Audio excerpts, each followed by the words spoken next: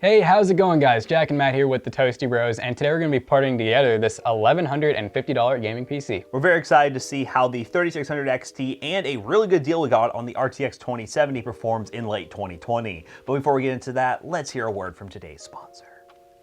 Today's video is brought to you by Teamgroup. If you're looking to upgrade your storage, then you should consider the MP33 Pro 512GB SSD. It is 4 times faster than a SATA SSD because it's M.2 and uses PCIe. It also has up to 2 terabytes in capacity and read-write speeds of up to 2100 megabytes per second and 1700 megabytes per second. With a 5-year warranty, you can't go wrong. And for anyone on the go, don't worry, Teamgroup has you covered. They have the PD 1512GB portable SSD, which is waterproof, dustproof, and on top of all that, it is literally certified military-grade drop resistance. So honestly, if you're doing anything extreme, this is the perfect portable drive for that. It uses the latest USB 3.2 Gen 2 super speed interface. Teamgroup is also hosting a December event where they're going to be giving away some products, so check the link in the description down below, and special thanks again to Teamgroup for sponsoring today's video. So we haven't really gotten to use the Ryzen 5 3600 XT much, but it's a really good processor with a very high clock speed, so should be really good for gaming performance. And we also got a really good deal on a used Dell 2070, which honestly, for the price that we got it, is just a no-brainer. Of course, you really can't get anything else right now, so we had to go to the used market, and the used market does have some good options right now, especially if you're looking for RTX 2000 series cards. We highly suggest that, but how about we not waste any more time and talk about each individual part and how it makes up this gaming PC build. Okay, so starting off, we have the AMD Ryzen 5 3600 XT. This is basically just a 3600, however, it boosts up to 4.5 gigahertz and has a 3.8 gigahertz clock. So honestly, that is very fast, and for gaming, just single core threads and everything, this should be really good paired with our graphics card. And since we have a relatively high-end overclocked processor out of the box, we decided to go with an X570. This is the MSI MPG X570 Gaming Plus. It's honestly a pretty affordable X570, which is another reason it was appealing. We needed a full-size board to go inside of this full-size case. So yeah, just kind of a no-brainer with this one too. Now for RAM, we got a 32 gig kit DDR4, 3200 megahertz. Now you could opt to go a little bit faster at 3600, but at the time of buying these parts, the 3600 was a decent amount more. So honestly, losing the extra 400 megahertz, you're not gonna see a really big difference. The most important part with this 3rd gen Ryzen is having 2 sticks, and 32 gigs is a lot of capacity. And you guys know that we really love going NVMe, so this is an NVMe Crucial P1 1000 gigs, so a terabyte NVMe M.2 SSD. Very simple to install, no extra cables, no hassle, no sweat, easy. Now for the graphics card, this is a Dell OEM RTX 2070. Now, just on the front, it kind of just looks like a normal RTX 2070. It definitely has like kind of minimal cooler, but the price we got it for was $375. After shipping and everything, it was around $400. But I mean, an RTX 2070 for this price, you're getting a lot of performance for the money, and I'm kind of excited to see how this actual design works and how it performs. And for the power supply, this has become a reoccurring theme here. This is the Aries Game 650 watt power supply. It comes with those nice black sleeve cables. It is very affordable and it is well reliable. We've used these in a ton of PC builds and have had no issues thus far, and has become one of the most popular power supply brands on Amazon that people are picking up. So very excited to use this power supply once again in a PC build. And lastly, for the case, this is the BitPhoenix Saber. Now it has a nice little RGB like strip going up on front, so you can have customizable RGB there. It is tempered glass, has a built-in RGB fan. And we're also going to be adding a BitPhoenix RGB strip to make this thing super bright and shining bright like a diamond. I'm bringing that back once again. But yeah, BitPhoenix makes some awesome cases with RGB at a really good price point, and their RGB ecosystem does tend to work really well. So we're very excited to put this PC together and see how she performs. Let's do it.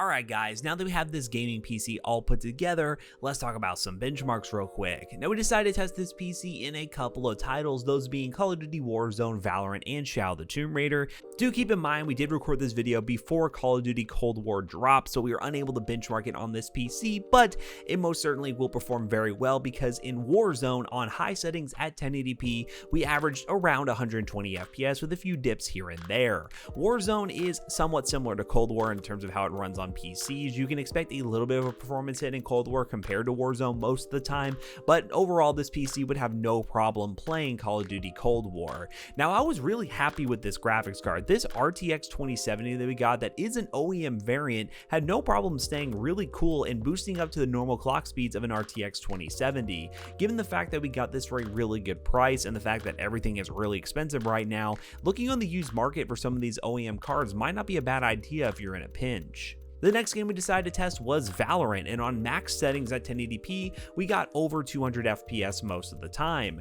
This PC could definitely handle some high refresh rate gaming, 240Hz if you wanted to in a game like Valorant. The 3600 XT is definitely no slouch. At the time of recording this video, it was a good option, but right now it's hard to find even that processor. But when it does come back around, hopefully it does still with the launch of the new AMD CPUs, you most certainly do get a lot of value here with the higher clocked version of our favorite processor, the Ryzen 5 3600.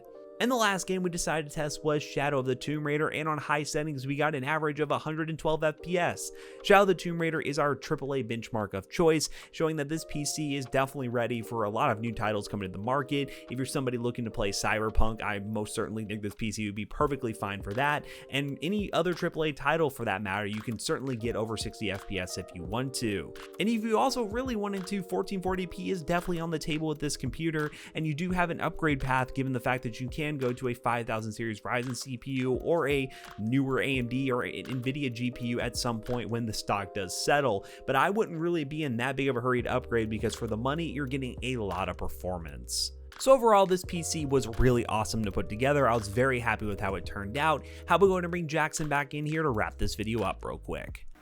Okay guys, so after running some benchmarks, this PC performs really well, and really our only complaint is the CPU cooler that it comes with. It's just a basic Wraith cooler, which is good enough for like a 3600. However, for this XT model, which is basically just really overclocked out of the box, for it to really reach its true potential, we really think you should add a liquid cooler or a larger air cooler because, well, we're only hitting about 4.3, 4.4 gigahertz, and it has a little bit more room than that. We just need the cooling to basically allow it to reach its max potential. Of course, we'll leave a link in the description down below to a suggested cooler that would fit within a pretty good price point to not make this much more expensive. But for the purpose of this build, very happy with the performance. That 2070 does work really well. It is a tad bit loud, but I mean, for the price that we paid for the card, you really cannot beat it getting an RTX 2070. Awesome deal. One thing I do have to note is this power switch on this case is absolutely Super awesome. cool. Nice little like activate your PC, and also it's a good protection if you have like kids or something that may hit the power button on your PC. Really cool little feature. Like this case from BitPhoenix, and I really like this build overall. So of course, if you want to buy any of these parts, the links in the description down below are affiliate links, and they do help us out. Also, if you check out our other two YouTube channels, and also our twitch.tv/toastybros, and don't forget to like, comment, and subscribe. And we'll see you guys in the next one. Goodbye. 2 in a day. Woo! Oh.